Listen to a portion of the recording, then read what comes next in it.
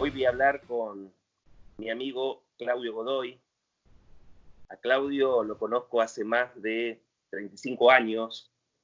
Hoy estábamos pensando hace cuánto y queda en el tiempo nuestra historia.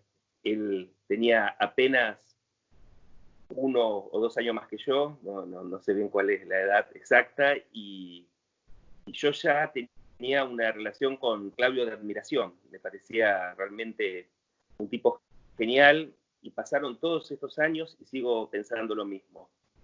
Él trabajamos desde muy joven. Yo recuerdo que una vez me sorprendió y me dijo: Luis, ¿y si escribimos trabajo juntos? Y yo siempre ubico ese momento como un momento en el cual él me enseñó a escribir en lo que tenía que ver con el psicoanálisis, que era una disciplina nueva para mí, y le debo ese gusto también por la escritura que él supo transmitirme en esos momentos que trabajamos juntos. Bueno, sos una de las personas, Claudio, que más quiero, y quería hablar con vos porque sé que seguramente tenés algo valioso para contarnos, sobre todo entre lo mucho que vos manejás el psicoanálisis y estas cuestiones y cómo lo pensás. Hay un hecho muy particular, y es que en el momento que surgió toda esta problemática, vos estabas en Japón, ¿no? Ujú. Bueno, Luis, te agradezco la presentación y para mí es un gusto poder conversar con vos en estas circunstancias. Y sí, efectivamente, yo estuve en Japón desde mediados de enero hasta mediados de febrero, justo cuando empezó todo esto y empezó a plantearse allí. Pero de todos modos, bueno, me generó la sensación de estar viviendo un poco el futuro, ¿no? Porque realmente lo que me encontré allí es la gente con barbijos, ¿no? Barbijo generalizado, que es una práctica en realidad que los japoneses tienen hace tiempo, no solamente por esta ocasión, ¿no? Eh, Desde niños, desde taxistas, desde los negocios, desde los hoteles, ¿no? O sea, es algo que está sumamente generalizado y que va también con la distancia corporal que manejan ellos, ¿no? O sea, en Japón la gente no se toca, no existe el saludo de la mano, del abrazo, ni del beso. El saludo es con la cabeza, se saluda así, una leve inclinación, ¿no? Y la gente no se toca, incluso no se toca cuando vos pagás algo, no le das dinero en la mano al otro, sino ponen una bandejita, uno pone los billetes en la bandejita. No hay contacto entre las manos, entre los cuerpos, ¿no? Y bueno, algo de eso fue una anticipación, ¿no? Yo cuando me encontré con eso me parecía algo exagerado. Me llamó la atención ver chicas sacándose selfies con barbijos, por ejemplo, ¿no? La selfie con barbijo, la foto en la calle con barbijo. Y bueno, ahora me parece que lo estamos viendo. Occidente parece que eso lo descubrió tarde, ¿no? Ellos han atravesado bastante bien hasta ahora la pandemia, si bien ahora tienen un rebrote, pero no han recurrido a las prácticas de aislamiento que estamos viendo en Occidente. Y eso que la densidad de población y demás es notable, pero tienen ese otro tratamiento del cuerpo y de la relación intercorporal, podríamos decir, y de la responsabilidad subjetiva hacia el otro, ¿no? Porque el barbijo no es para el que está previniéndose de la enfermedad, sino también es para el que está enfermo no transmitirla y demás, ¿no? Tal vez ese manejo que ellos tienen les ha evitado hasta ahora recaer en fórmulas de aislamiento como en Occidente, ¿no? Esa es una de las cosas que más me llamó la atención, ¿no? Viviste el futuro, entonces. Claro, exactamente. En varios aspectos, ¿no? También la cuestión tecnológica, el uso de la conectividad que tienen ellos, de alguna manera anticipa algo que ahora estamos viendo de más cerca y de un modo mucho más fuerte nosotros, ¿no? Y cuando llegaste, ¿cuánto tardó acá en irrumpir esto? Bueno, cuando llegué acá todavía estaba la idea de que esto era algo lejano, que iba a tardar en llegar, ¿no? Me parece que de golpe nos enteramos de que esto estaba globalizado y que también a nosotros nos iba a tocar de alguna manera, ¿no? Al principio siempre pensando que, ¿no?, la distancia nos favorece, que el verano, que, ¿no?, que estas medidas podrían haber llegado quizás más tarde, ¿no? Pero realmente nos impactaron a todos, ¿no? Nos impactaron a todos y nos ha generado efectos, no sé, a mí me dejó, por ejemplo, exiliado de mi consultorio y de mi biblioteca, por ejemplo. Tremendo. ¿No? Eso fue una... Pero algunos libros deben tener en casa, ¿o no? Sí, algunos días, pero el grueso de la biblioteca está allá, ¿no? Porque era mi lugar de trabajo, ¿no? De trabajo clínico y también de trabajo de escribir un texto, de leer, de estudiar. Y de golpe nunca pensé que me iba a quedar como en una distancia abismal en mi consultorio, ¿no? Que en auto estoy en 20 minutos, pero de repente ahora está demasiado lejos. Cambió la distancia. Y quizás a mí también me pasó eso, encima con 2 consultorios, donde tengo la mayoría de los libros, pero también en eso nos soluciona el problema lo digital, porque uno puede buscar esos libros que tenía en otro lado Totalmente. en internet, ¿no? Sí. Por suerte nos queda ese recurso, ¿no? Y lo que tenemos en las memorias de nuestras computadoras, ¿no? Efectivamente, eso también en nuestra cambió. memoria, como en Ray Bradbury, el libro de Ray Bradbury, Fahrenheit, ¿no? Claro, Estás tal más cual. obligado a apelar a nuestra memoria. Tal cual, sí. Bueno, ahí está lo que comentaba desarrollaba Jacques Derrida, ¿no? Que para los griegos había una relación entre la escritura y el fármaco. Porque la escritura lo criticaban los griegos porque era un modo de una especie de memoria sustituta, ¿no? Sacaba la actualidad del presente de la palabra. Ellos privilegiaban el logos hablado a la escritura, ¿no? Y hay como esta idea de que ahora también los medios electrónicos permiten que uno no tenga que acordarse de tanto porque está todo digitalizado de algún modo, ¿no?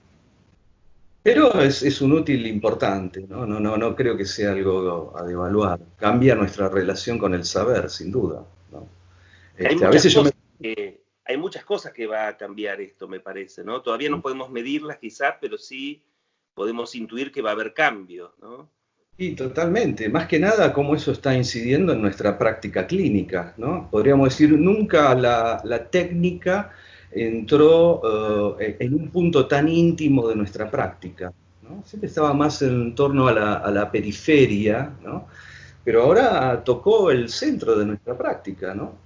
Si bien ahora nos enteramos de alguna manera que todos veníamos teniendo algunos casos que atendíamos vía telefónica, vía virtual, de manera virtual, pero quizás todos lo hacíamos como excepciones, ¿no? Eran las excepciones, eran los casos de pacientes que estaban en el exterior o que podían viajar eventualmente, ¿no? Entonces había una especie de mezcla de sesiones presenciales y sesiones a distancia o telefónicas, etc. Pero ahora, digamos, entró de una manera generalizada en nuestra experiencia. Fue una elección forzada que tuvimos que hacer, porque era o interrumpir la clínica o sumergirnos de manera generalizada en esta experiencia, que me parece que nos abre muchas preguntas por cómo va a ser el después de esto, ¿no? Me parece que acá, y este trabajo que vos estás haciendo con estos diálogos con distintos colegas, es para empezar también una elaboración colectiva de qué incidencia va a tener en nuestra práctica esta introducción, ¿no?, de la técnica en lo más íntimo de nuestra experiencia, ¿no? Digo esto porque más allá de que el día de mañana se levanten las restricciones, que por otra parte sabemos que esto va a ser muy lentamente, ¿no? Y que habrá muchos sujetos que por razones de salud no van a poder trasladarse o van a tener que seguir, ¿no?, más allá del momento más candente de la pandemia, sin poder moverse, etcétera. Nos abre, me parece, a la cuestión de qué va a pasar con estos modos que estamos descubriendo, ¿no? Creo que no vamos a poder volver atrás del modo diciendo, bueno, listo, se solucionó, volvemos a como era antes, como si esto nunca hubiera ocurrido, ¿no? Me parece que va a tener consecuencias en todos los planos y que ya las está teniendo, en los análisis, en las supervisiones, en la enseñanza. En la enseñanza ¿No? creo que es algo que va a haber un cambio bastante importante, ¿no? Totalmente, ¿no? Me parece que va a permitir, es decir, el efecto que va a tener, podríamos decir, en los modos de circulación de las transferencias de trabajo entre nosotros, ¿no? De las demandas de análisis, de las demandas de análisis de control. Todo esto, por más que se lo intente regular o frenar, me parece que va a ser un impulso que va a tomar, que va a ser muy fuerte, especialmente si llegamos a esta conclusión, ¿no? Porque me parece que el debate que se plantea es lo siguiente. Este tipo de prácticas, las pensamos como una práctica devaluada, solo válida por la emergencia, ¿no? Y que después habría que volver a las formas Más más tradicional. tradicionales. O empezamos a aceptar que estas prácticas tienen una validez, ¿no? Que tienen una validez más allá de la emergencia y que no son una práctica devaluada, digamos, por la contingencia y que, bueno, se hace lo que se puede nada más, ¿no? Es decir, que entonces me parece que si llegamos a la conclusión de que estas prácticas tienen efectivamente efectos analíticos, ¿no?, y que hay análisis por estas vías, va a ser muy difícil hacer después como que eso vuelva todo a como era antes, digamos, ¿no? Me parece que de alguna manera que tenemos que medir el efecto, ¿no?, y las consecuencias, hasta dónde llega, cuáles son los límites y hasta qué punto produce una cierta torsión, ¿no?, modificación, ¿no? Creo que efectivamente lo que estamos viendo es cómo la técnica incide en todas las formas de discurso y también en el discurso analítico.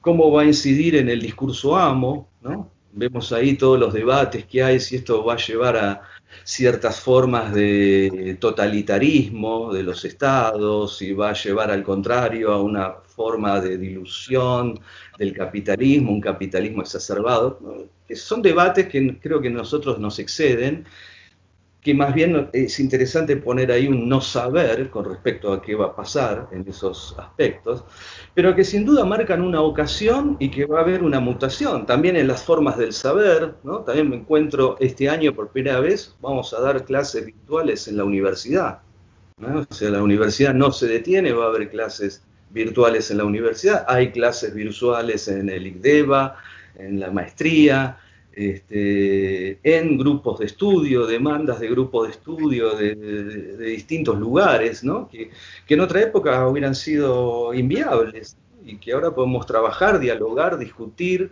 intercambiar, es decir, el saber, el significante amo, el sujeto, la división subjetiva y el objeto A en los discursos va a estar tocado por los efectos de la técnica, Yo lo, irremediablemente. yo lo que veía es que, si bien esto lo venimos discutiendo hace un tiempo, porque hace un par de años se han hecho en diferentes lugares jornadas para trabajar la cuestión esta de qué pasaba con las tecnologías, que antes muchas personas lo criticaban, pero desde una falta de experiencia. Ahora, que más que menos, todos vamos a tener la experiencia, vamos a poder dar cuenta de qué es lo que nos pasa a cada uno y discutir como lo estamos haciendo ahora. Y después lo que yo veía es que había muchos trabajos también hechos, pero desde el campo de la sociología, que en general estaban tenidos de cierto pesimismo. Claro. ¿No? Como que desde, salvo alguna excepción, como Maffesoli, la tecnología era criticada, digamos, ¿no? Y me parece que ahora también esto lo podemos medir desde nuestra disciplina y Ujú, ver qué cambios vamos ujú. teniendo, qué es lo que se pone en juego. Sí, Este, totalmente. A mí un texto que siempre me orientó al respecto es un texto de Heidegger que se llamaba Serenidad, ¿no? Heidegger, que fue un crítico bastante fuerte de la técnica, ¿no? Pero en ese texto él marca que el empuje de la técnica es inevitable, que incida en nuestras vidas, en nuestros cuerpos, en los lazos sociales, ¿no? Entonces, ese concepto de serenidad que él introducía, lo que implica es encontrar ese punto de no quedar alienado al objeto técnico y poder hacer un cierto uso del mismo. ¿No? Es ese punto delicado, ¿no? Entre el quedar capturado por el gadget, ¿no? Y el poder servirnos de él de la mejor manera, ¿no? Y me parece que en ese sentido, bueno, efectivamente lo que comprobamos eh, es que podemos hacer un uso de estos medios técnicos, ¿no? Como lo estamos haciendo ahora, por ejemplo, a dialogar, para escuchar un analizante. Y a mí me ha sorprendido ahora que esta práctica se tornó generalizada y que la gran mayoría de los analizantes con los que venía trabajando pasaron al teléfono, digamos, eh, que la cosa funciona, que los efectos siguen, que el trabajo continúa, digamos, ¿no? Con los matices, problemas que en general encontramos en la práctica, pero no encontré como eh, una gran dificultad. Sí, matices que tenemos que pensar, de diferencia, que se van a plantear, que ¿Qué tendremos que matices ir... ahora? ¿eh? ¿Qué matices plantearías vos ahora? Quizás me cuesta más encontrar los matices, ¿no? Quizás al principio obviamente hubo una dificultad en los sujetos de salir del efecto de lo inmediato de lo que está pasando, ¿no? Como que había un paréntesis donde todo el mundo lo que tenía para hablar parecía ser del aislamiento, del coronavirus, de los temores, qué sé yo, pero después pasada esa ola, digamos, ¿no? O algún sujeto que quiere establecer más un diálogo como si fuera una conversación telefónica más convencional, ¿no? Este, pero el poder empezar a encontrar los modos de establecer las pausas, los ritmos, los cortes, los silencios, ha permitido eso ir acomodándolo más a la lógica del análisis y no de una conversación telefónica más o circunstancial, ¿no? Me parece que esa es un trabajo que tenemos que hacer, ¿no? Cómo empezar a intervenir a través de ese medio para que funcione cada vez más en la lógica de un análisis, ¿no? Ujú. Pero es un esfuerzo que tenemos que hacer, de encontrar la vuelta para operar, ¿no? Desde esa perspectiva y que no se degrade en una conversación trivial, ¿no? En todo caso, ¿no? Que haya una orientación en el sentido del acto analítico, ¿no? En ese aspecto. Me parece que ahí está la cuestión. Y por otro lado, me parece que por lo pronto yo prefiero la comunicación telefónica más que con la imagen. Sí, sí, yo también. Ujú. Me parece que en algo se acerca más a la experiencia del diván, para decirlo Sí, de alguna manera, ¿no? De la voz y de los efectos de resonancia que puede tener esa voz en el cuerpo, ¿no? Es decir, que también hay un efecto, ¿no? Los objetos técnicos prolongan de alguna manera el cuerpo, ¿no? un Generan punto, ese... un punto interesante también que se verifica mucho en los análisis que uno está cursando es en personas que están aisladas, cómo se juega la presencia del otro en su conflictiva neurótica. Basta Totalmente. que la madre, el padre, quien sea, lo llame por teléfono para que se introduzca con más fuerza incluso a partir del estado del aislamiento de la que estaban acostumbrados a plantear esa relación con el otro, ¿no? Hasta Sí, hay tal cosas vez que sería que se recrudecen de alguna manera, ¿no? bueno, me parece que el tema del aislamiento pone muy en escena el partener síntoma de cada uno. ¿no? Sea el que se quedó encerrado con su partener síntoma, ¿no? Lo que pasa en las parejas, por ejemplo, o en la relación entre padres e hijos, ¿no?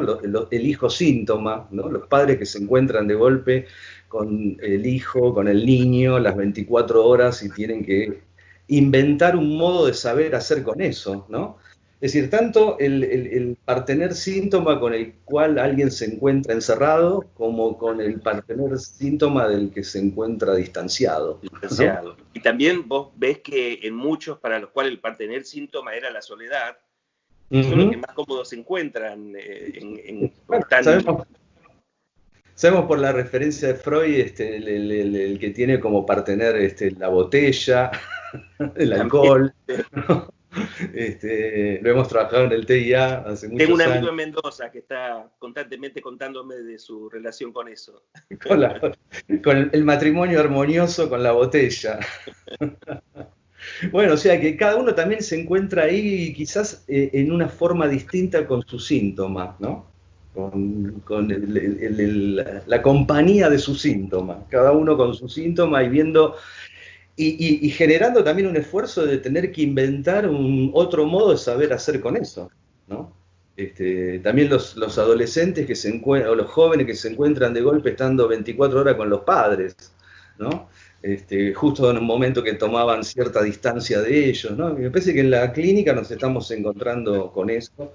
O los que quedaron aislados, o pacientes mayores que quedaron totalmente aislados, que hace semanas que no ven o no tocan a un ser humano, digamos, ¿no? Eso también es muy complicado. Todos recordamos un poco ahora la referencia de Lacan a los astronautas, ¿no? Que se sostenían por la voz, pero lo interesante de eso también era el momento en que los astronautas pasaban por el lado oscuro de la Luna, en que las comunicaciones por un lapso se interrumpen, ¿no? Que quedan en esa especie del silencio infinito del cosmos, como decía Pascal, ¿no? Que es también como un punto de horror. Y la importancia de cómo puede sostener la voz a alguien en un momento de tan fuerte aislamiento, ¿no? Bueno, son todas las cosas que tenemos para trabajar, que me parece que, más allá de algunos que quieren hacer o lecturas optimistas, ¿no? De que la humanidad se va a transformar para mejor o catastróficas, yo creo que a nosotros como analistas no nos sirve ninguna de esas dos lecturas, ni va a venir una gran mejora de la humanidad, ni un gran desastre. Como dice Lacan por ahí en una conferencia, lo real se seguirá imponiendo y estaremos tan jodidos como siempre, decía Lacan, ¿no? Con respecto a... O Freud también lo decía en Manejar la Cultura, el problema no es social, es pulsional, digamos, ¿no? Totalmente, totalmente. Y me parece que lo interesante de esto es justamente que nos confronta con algo del orden del no saber. A todos, ¿no?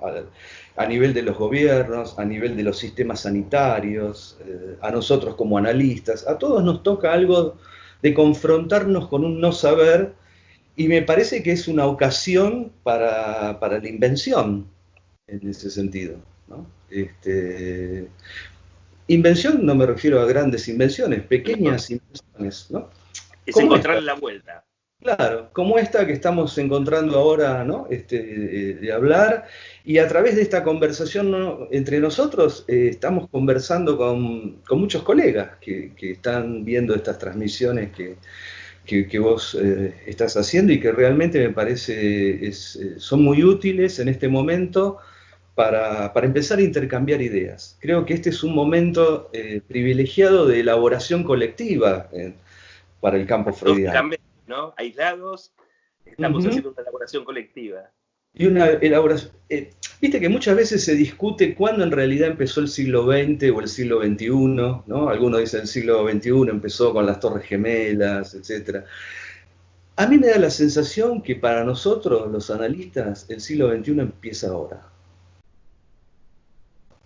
Bien. Y no sabemos. Y no sabemos muy bien cómo va a ser, pero podemos intuir que no va a ser como era. Bien.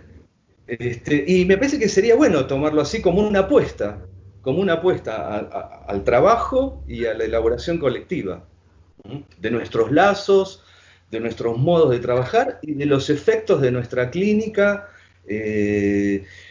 con la incidencia de la técnica. Nos tocó ahora el momento, ahora se largó la cuestión. Antes tuvimos como pequeñas anticipaciones, ¿no? Tocábamos de oído antes.